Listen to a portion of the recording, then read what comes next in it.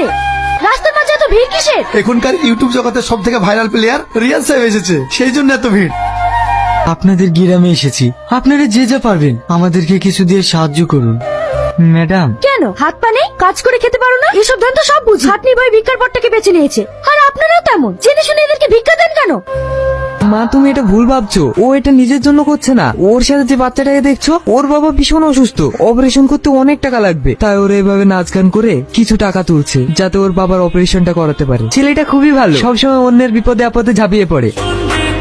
আমি না জেনে অনেক বড় ভুল করে ফেললাম। ওকে আমার এইভাবে বলাটা উচিত হয়নি। হ্যাঁ ম্যাডাম, এর জন্যই বলে কারো সম্বন্ধে কোনো কিছু না জেনে কোনো মন্তব্য করতে নেই। এ যুগে অনেক বড় লোক আছে, কিন্তু তাদের সবকিছু থেকেও তারা কোনো অসহায় মানুষকে সাহায্য করে না। আর এই ছেলেটিকে দেখুন, গরিব হতে পারে কিন্তু তার মনটা অনেক বড়।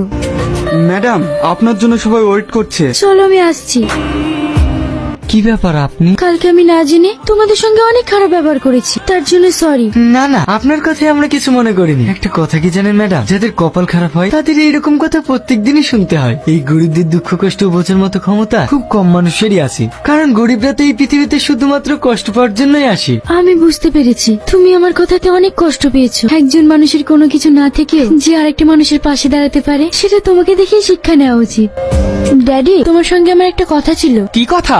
আমি বিয়ে করতে চাই। এ তো খুশির খবর। তাহলে আজই আমার বন্ধুকে ফোন করে ব্যাপারটা জানাচ্ছি। তোমার বন্ধু ছেলেকে না, আমি একটা ছেলেকে পছন্দ করেছি। সে কিন্তু গরিব, কিন্তু তার মনটা ভালো। কিন্তু আমাদের স্ট্যাটাসের সঙ্গে মিলবে কি করে? ওর কিছু নেই তো কি হয়েছে, আমাদের তো সবকিছু আছে। তোর মা মারা যাবার পর থেকে তোর কোনো কিছুতেই অমত করিনি, তাই তুই যেটা ভালো বুঝিস সেটাই কর। তোর খুশিতেই আমি খুশি। কাঁদিস না, এই পৃথিবী ছেড়ে সবাইকে একদিন চলে যেতে হবে। এই কষ্টটা আমি অনেক আগেই পেয়েছি, কিন্তু আমাদেরকে তো বাঁচতে হবে। বল, খেয়ে নে। রিয়াজ, ম্যাডাম আপনি? বিশুর আব্বা কালকে মারা গিয়েছে। তোমাকে একটা কথা বলার জন্য এসেছিলাম, কিন্তু এই মুহূর্তে তোমাকে যে কিভাবে বলি সেটাই ভেবে পাচ্ছি না। কি কথা? তোমাকে আমি বিয়ে করতে চাই, তুমি আমায় বিয়ে করবে? কি আর কি মারছেন ম্যাডাম? আমাদের মতো গরিব মানুষকে নিয়ে সবাই মজা করে, আপনিও করছেন? না না ম্যাডাম, সত্যি বলছে। তোমাকে আমার ভীষণ পছন্দ। ম্যাডাম, না আমরা দুমুঠো ঠিক মতো খেতে পাই, না আছে মাথার উপরে ছাদ। আর আপনি? তোমার নেই তো কি হয়েছে, আমার তো আছে। না ম্যাডাম, এই মুহূর্তে বিশুকে রেখে আমি। বিশুও থাকবে, ও তোমার ছোট ভাইয়ের মতো। গুরু, একটু পাশে পাশে দাঁড়াও। ম্যাডাম, ওইদিকে সব কি হলো ম্যাডাম? আপনি কান্না করছেন কেন? এখন কান্না করে লাভ কি ম্যাডাম? আপনি তো নিজের হাতে সবকিছু শেষ করে দিয়েছেন। বিশু, আমি তোর ভাবিকে খাবারটা দিয়ে আসি।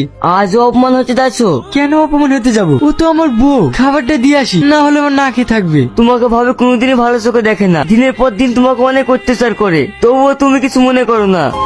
অনেক বেলা হয়ে গেছে, খাবারটা খেয়ে নাও। এই ইডিয়েট, এটা কি করছো? এসব চাকর বাকর কোথা থেকে আসলো? সরি স্যার, ইনি ম্যাডামের হাজবেন্ড। কি? এটা তোমার হাজবেন্ড? কেন আমাকে দেখে আপনাদের মানুষ মনে হচ্ছে না? এটাই আপনাদের বড় লোকদের সমস্যা, সবসময় মানুষের ড্রেস দেখে বিচার করেন। তবে ড্রেস দেখে নয়, মানুষের মন দেখে বিচার করতে শিখুন। কি? তত বড় মুখ নেই, তত বড় কথা। মৃত্যুই না, আপনি জেনে শুনে আপনি আমাকে ডেকে নিয়ে এসে অপমান করছেন। আপনার সঙ্গে আমি কোনো ডিল করবো না, এই ডিল আমি ক্যান্সেল করলাম। আপনি একটু শান্ত হন, আমি দেখছি। তোমাকে আমি কতবার বলেছি তুমি আমার অফিসে আসবে না? তোমার লজ্জা কিনা বলতে কিছু নেই? একটা কথা কান খুলে শুনে রেখো, এই ডিলটা তোমার থেকে আমার বেশি জরুরি। যাও এখান থেকে। গুরু, আমাদের সেই আগের ভিডিও গুলা সব ভাইরাল হয়ে গেছে, একটাতে 7 মিলিয়ন ভিউজ এসছে। আজ অপমান করেছে তো তুমি তোমার কথা শুনবো না? তোমাকে আমি কতবার বলেছি চলো আমরা এখান থেকে চলে যাই। আমরা আগে যেভাবে ভিডিও বানাতাম ওই কাজই করবো। কুকুরের পেটে তো আর ঘি সহ্য হয় না, কুকুর কুকুরই থাকে। সব ভেঙে ফেল। তুই না। চুপ করো। যেদিন থেকে এর আমার বাড়িতে এসে সেদিন থেকে আমার ক্ষতি ছাড়া একটা কাজও ভালো হলো না। আজকের পর থেকে তোমার আর কোনো জিনিস ক্ষতি হবে না। আমাদের নিয়ে সমস্যা তো আমরাই চলে যাচ্ছি।